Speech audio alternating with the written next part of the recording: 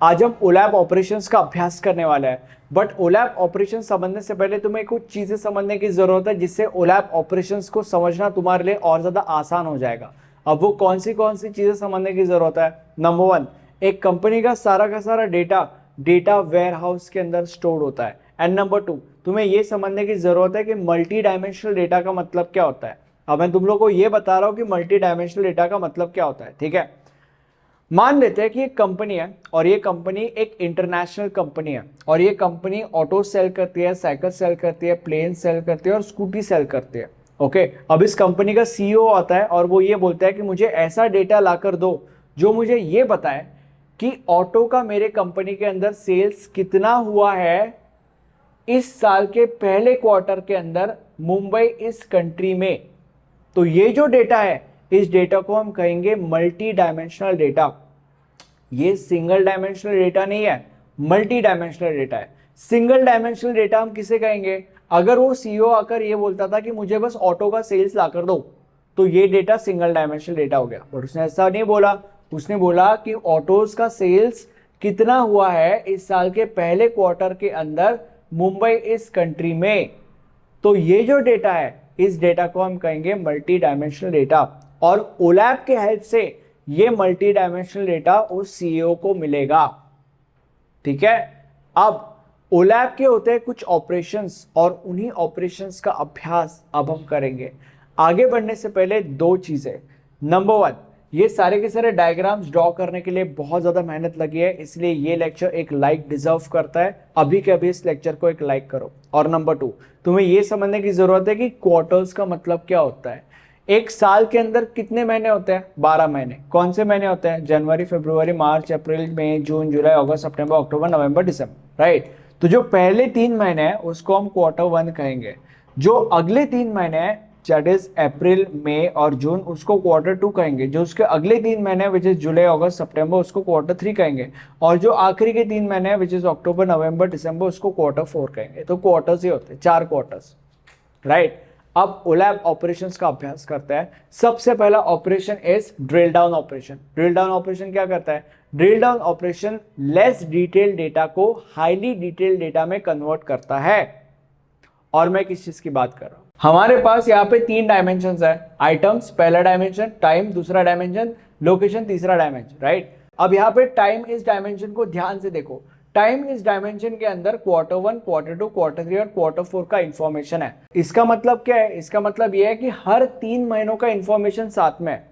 अगर हमने टाइम इस डायमेंशन के ऊपर ड्रिल डाउन ऑपरेशन अप्लाई किया तो पहले जहां पे हर 3 महीनों का डेटा साथ में था, अब हर 1 महीने का डेटा है। मतलब क्या हुआ? मतलब drill down operation has converted less detail data into highly detail data. यहां पे हर 3 महीनों का डेटा साथ में था, यहां पे हर 1 महीने का डेटा है, ठीक है। यहां पे जनवरी, फरवरी, मार्च का डेटा है, यहां पे अप्रैल, मई, जून का डेटा है, यहां पे जुलाई, अगस्त, सितंबर का डेटा है, यहां पे अक्टूबर, नवंबर, दिसंबर का डेटा है। 3 महीनों का डेटा साथ में, ये लेस डिटेल डेटा हो गया। तो यहाँ पे टाइम इस डायमेंशन के ऊपर हमने ड्रिल डाउन ऑपरेशन अप्लाई किया and it has converted less detail data into highly detail data. यहाँ पे हर 1 महीने का डेटा अलग है। जनवरी, फरवरी, मार्च, अप्रैल, मई, जून, जुलाई, अगस्त, सितंबर, अक्टूबर, नवंबर, दिसंबर, हर 1 महीने का डेटा अलग है। तो basically again drill down operation converts less detail data into highly detail data. Okay, तो ड्रिल डाउन ऑपरेशन ये होता है। अब जो अगला ऑपरेशन है उसको हम कहते हैं roll up operation. Roll up operation क्या करता है? Roll up operation drill down का एग्जैक्टली अपोजिट है। ड्रिल डाउन ऑपरेशन जो करता है उसका एग्जैक्टली अपोजिट रोल अप करता है। ड्रिल डाउन क्या करता था? Drill down less detail data को हाईली डिटेल डेटा में कन्वर्ट करता था। रोल अप क्या करता है? Roll up highly detail data को लेस डिटेल डेटा में कन्वर्ट करता है। मतलब अगर कोई हाईली डिटेल डेटा है और हमें उतना हाईली डिटेल डेटा नहीं चाहिए, हमें थोड़ा सा जनरलाइज डेटा चाहिए, ऊपर का डेटा चाहिए, तो तब या ऐसे सिचुएशन में हम रोल अप ऑपरेशन यूज करेंगे। और मैं किस चीज की बात कर रहा हूं? मैं चाहता हूं कि तुम इसको एज एन एग्जाम्पल कंसिडर करो। यहाँ पे हमारे पास लोकेशन से सारे के सारे मुंबई, आगरा, ऑस्टिन और डल्लास। अब यहाँ पे हम इन अ वे ये कह सकते हैं कि ये हाईली डिटेल डेटा है, क्योंकि मुंबई और आगरा इंडिया के अंदर आता है और ऑस्टिन और डल्लास अमेरिका के अंदर आता है। अब अगर लोकेशन इस डायमेंशन के ऊपर हमने रोल अप ऑपरेशन अप्लाई किया तो it would convert highly detail data into less detail data. Roll up operation अगर हमने लोकेशन इस डायमेंशन के ऊपर अप्लाई किया तो this would be converted into this. ये इंडिया और अमेरिका कहां से आया? मुंबई और आगरा जो है वो इंडिया के अंदर आता है, इसीलिए यहाँ पे इंडिया है। The highly detailed data got converted into less detailed data. और डल्लास और ऑस्टिन ये अमेरिका के अंदर है, again the highly detailed data got converted into less detailed data. तो when we applied roll up operation on location this dimension, on the dimension called as location, so that roll up operation converted highly detailed data into less detailed data और बाकी की चीजें वैसी की वैसी। ठीक है, तो बेसिकली रोल अप ऑपरेशन ये करता है, वो एग्जैक्टली ड्रिल डाउन ऑपरेशन का अपोजिट परफॉर्म करता है। It converts highly detailed data into less detailed data. अब हम अगले ऑपरेशन के ऊपर जंप करते हैं which is called as dice. Dice operation को समझने से पहले तुम्हें यह समझने की जरूरत है कि अगर तुम्हें एग्जाम में पूरे के पूरे मार्क्स स्कोर करने हैं और अल्टीमेटली आपके पॉइंटर्स बढ़ाने हैं तो ऐसा करने के लिए तुम्हें इन क्वेश्चंस के आंसर्स एक प्रॉपर तरीके से लिखने पड़ता है, तभी जाकर ये सारी की सारी चीजें हो पाएगी। और ऐसा करने के लिए आप हमारे नोट्स रेफर कर सकते हो। नोट्स के अंदर आपको एग्जाम में आने वाले मोस्ट ऑफ द क्वेश्चंस और उनके आंसर्स बहुत ही ज्यादा इजी टू अंडरस्टैंड लैंग्वेज में लिखे हुए मिल जाएंगे। नोट्स के सारे डिटेल्स नीचे डिस्क्रिप्शन बॉक्स में अवेलेबल है।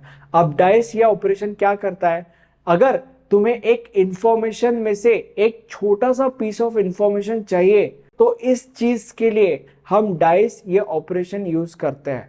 ओके, और मैं किस चीज की बात कर रहा हूं? मान लेते हैं कि हमारे पास ये इतना बड़ा चंक ऑफ इंफॉर्मेशन है और इस चंक ऑफ इंफॉर्मेशन में से हमें एक छोटा सा पीस ऑफ इंफॉर्मेशन चाहिए। और मैं किस चीज की बात कर रहा हूं? मान लेते हैं कि हमारे पास ये इतना बड़ा इंफॉर्मेशन है और इस इंफॉर्मेशन में से हमें एक छोटा सा पीस ऑफ इंफॉर्मेशन चाहिए। मान लेते हैं हमें ये जानना है कि Q1 और Q2 के अंदर मुंबई और आगरा इस कंट्री में ऑटो और साइकिल की कितनी सेल्स हुई है। तो मतलब ये छोटा सा पीस ऑफ इंफॉर्मेशन ही हो गया। तो ये पीस ऑफ इंफॉर्मेशन हमें चाहिए। तो बेसिकली अगर हमें बड़े से इंफॉर्मेशन में से एक छोटा सा पीस ऑफ इंफॉर्मेशन चाहिए तो उसके लिए हम डाइस ऑपरेशन यूज करेंगे। तो यहाँ पे भी हम डाइस ऑपरेशन अप्लाई करेंगे और जब हम डाइस ऑपरेशन अप्लाई करेंगे तो जो वो पीस ऑफ इंफॉर्मेशन हमें चाहिए था वो निकल के बाहर आ जाएगा और हमारे सामने डिस्प्ले हो जाएगा विच इज दिस। ठीक है, यहाँ पे मुंबई और आगरा आ गया। Q1 और Q2 के अंदर ऑटो और साइकिल का कितना सेल्स हुआ। मतलब बेसिकली बड़े से इंफॉर्मेशन में से एक छोटा सा पीस ऑफ इंफॉर्मेशन जो हमें चाहिए था, डाइस ऑपरेशन अप्लाई करने के बाद वो छोटा सा पीस ऑफ इंफॉर्मेशन हमारे सामने निकल के आया विच इज दिस, राइट। तो डाइस ऑपरेशन का ये महत्व होता है। अब हम अगले ऑपरेशन के ऊपर जंप करते हैं विच इज स्लाइस। अब स्लाइस ये ऑपरेशन क्या करता है? सबसे पहले मैं तुम्हें बता दूं कि स्लाइस बिल्कुल किसी चीज का एक स्लाइस निकाल के अलग करने के जैसा होता है। स्लाइस ये ऑपरेशन किसी एक पर्टिकुलर डायमेंशन को कंसिडर करता है और उस डायमेंशन को कंसिडर करके एक नया सब क्यूब बना देता है। और मैं किस चीज की बात कर रहा हूं? मान लेते हैं कि हमने स्लाइस ये ऑपरेशन Q1 के ऊपर अप्लाई किया। जब स्लाइस ये ऑपरेशन हम Q1 के ऊपर अप्लाई करेंगे तो स्लाइस ऑपरेशन Q1 को कंसिडर करेगा और एक नया सब क्यूब बनाएगा and it is exactly like एक बड़े चीज का स्लाइस अलग करना। अब इसका स्लाइस क्या हो गया? ये स्लाइस हो गया, ये इसका स्लाइस है। तो ये जो स्लाइस है ये अलग हो जाएगा और अगर ये स्लाइस हमने अलग कर दिया मतलब सिर्फ ऊपर का हिस्सा, तो वो कुछ ऐसा दिखेगा ऊपर से, right. Mumbai Agra Austin Dallas, Mumbai Agra Austin Dallas और नीचे ऑटो साइकिल प्लेन स्कूटी, ये वाला हिस्सा नीचे ऑटो साइकिल प्लेन स्कूटी और सिर्फ Q1। ओके, तो बेसिकली स्लाइस का काम ये है, वो एक डायमेंशन को कंसिडर करता है और उस डायमेंशन को कंसिडर करके एक नया सब क्यूब बना देता है। It is and it is exactly like cutting a slice. Okay, अब अगला जो ऑपरेशन है दैट इज पाइवोट। पाइवोट क्या करता है? अब पाइवोट ऑपरेशन को समझने से पहले तुम्हें इसके बारे में दो चीजें समझने की जरूरत है। सबसे पहली चीज, पाइवोट ऑपरेशन को रोटेशन ऑपरेशन भी कहा जाता है, और दूसरी चीज, पाइवोट ऑपरेशन को नॉर्मली स्लाइस ऑपरेशन को अप्लाई करने के बाद अप्लाई किया जाता है। ठीक है, अब पाइवोट ऑपरेशन क्या करता है? पाइवोट ऑपरेशन करंट व्यू को रोटेट करता है ताकि हमें एक नया व्यू मिल सके। पाइवोट ऑपरेशन करंट व्यू को रोटेट करता है ताकि हमें एक नया व्यू मिल सके। ठीक है, अगर हमने पाइवोट ऑपरेशन लेट्स से इसके ऊपर अप्लाई किया तो it would rotate this current view ताकि हमें एक नया व्यू मिल सके। तो बेसिकली पाइवोट ऑपरेशन का ये महत्व होता है। मुझे कमेंट सेक्शन में बताओ लेक्चर कैसा लगा। Thank you so much.